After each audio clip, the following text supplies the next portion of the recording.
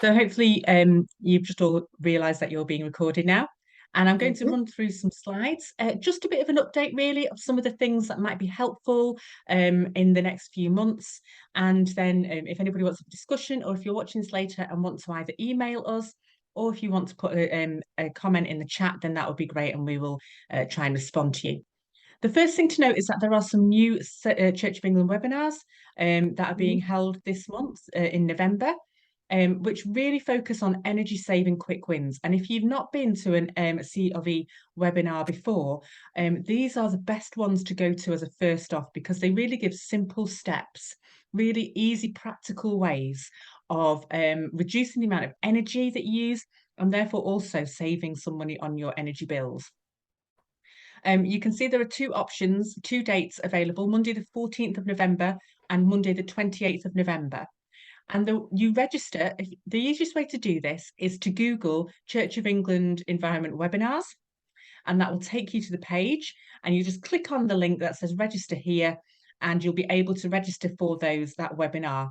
If you can't make those dates, they put them onto YouTube afterwards, and they really are worth having a look at because I certainly picked up on a few things that we were able to do quite easily within our church to cut down on some of our energy use. So that's definitely something that I'd recommend people have a look at, or that you can share with other members of your church. This is a good opportunity to start thinking about if you've got an eco group, maybe somebody from your eco group could watch it and then feed back to everybody else. The next really big important bit of news is that the ALM course is now open for applications for 2023. And we, as you probably all know now, run an ecology and creation ALM course. And we're really interested to have as many people as possible from all over the diocese, lay people come and join that course. It has proven to be a course that has really empowered and enabled lay people to go back into their parishes and do some fantastic work with regards to ecology and creation. So if you are interested in this, or if you know somebody in the congregation that you think would really benefit from this, then you're welcome to either have a chat with myself about it, or indeed email Jamie Mackenzie and ask him for the application form. You can, if you want to find out more about it, if you just go on the Manchester Diocese website and go to the ALM page, that all the information will be there, or you can just email us, and the emails for us will be at the end of this short presentation. But it's something that really helps people who are really interested in ecology and creation in their parish but aren't quite sure where to start. This might be a good place to start giving you some ideas of how you can look to serve creation and care for creation better in your context. Another quick plug for Eco Church. We're trying, really, Eco Church is a fantastic way of building that framework and giving you a framework for which you can work to becoming more energy efficient, using less carbon, and generally being better stewards of creation in your context. So if you haven't registered, do go ahead and register. And what's really great about the Eco Church website now is every time you want to, you basically work towards awards, so bronze, silver, or gold. And you do that through completing surveys. And the surveys ask you questions and they'll give you an idea of where you are, and you have an idea of what you need to do as well. Now, what's great now about this is that you can actually have more than one person log into your survey, your particular church survey, and to contribute to it. So you can have a team of you all able to log on to the survey, all able to contribute to working towards the Eco Church Award. So it means that it doesn't have to allow one person. You can have a team of you who can work together on it. Or you can do what I did. I'm just showing you an example. We had an Eco Church meeting in the vicarage a couple of days ago, and I actually put the survey on the screen, and we all completed it together as a team. So what I'm really trying to say here is do register, do have a look at, if you're not registered, do register, do have a look at those surveys, but do also see if you can get a team of you together, because it's a really good way of working together and making sure that your eco journey is sustainable.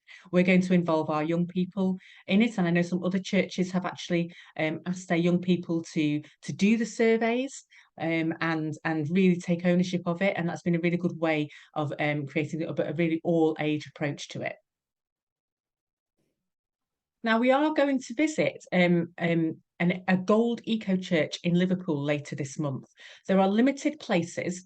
available. So if this is something you're interested in, or if you think that might be a good thing for somebody in your mission community or your deanery to go to, then get in touch with us and we can give you the details for how to register for a spot on the trip. We'd have to make our own way there and our own way back, but we can do that by either car sharing or by taking the train.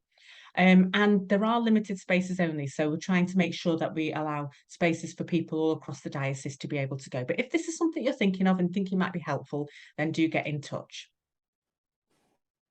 Just a big sort of point of celebration. At our diocesan synod recently, we agreed to completely divest from fossil fuels and not to reinvest in the future. This is a really good, positive move that we've taken as a diocese and one we're celebrating. And so that's just to let you know that's a bit of news from us that we have, as a diocese now, agreed to divest fully from fossil fuels and not to reinvest in the future. And if you want ideas about how you can do this in your parish, Operation Noah do give a lot of support around that, and you can contact them directly, or you can always drop us a line as well and talk about how you can manage your investments so that they're more ethical. And there is a webinar on church investments, if this is something that you are interested in, run by Operation Noah on the 22nd of November from 7 to 8:30. So it's a good opportunity to get an idea of what it means in terms of church investments and get an idea of what else is going on across the country about that too. I always put a few quick wins, a few quick ideas that you can do to start building up that eco momentum in your church.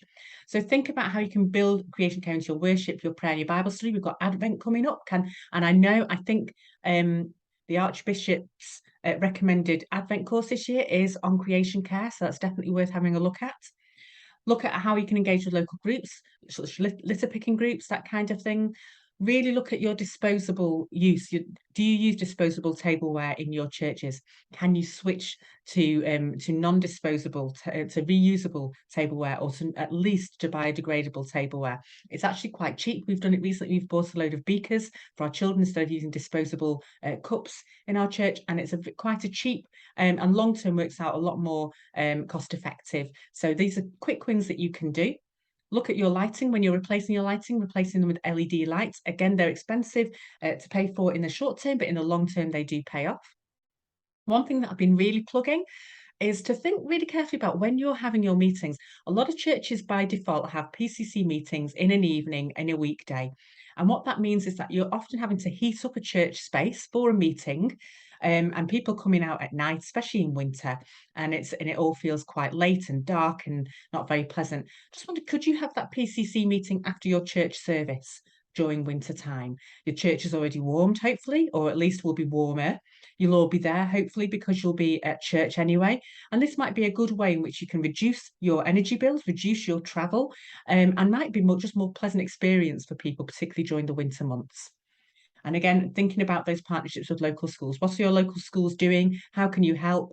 What land do you have that the local schools could use? Could they do nature surveys on your land? Because that will help to contribute towards your own eco survey as well. Just think again creatively about how you can work with local schools.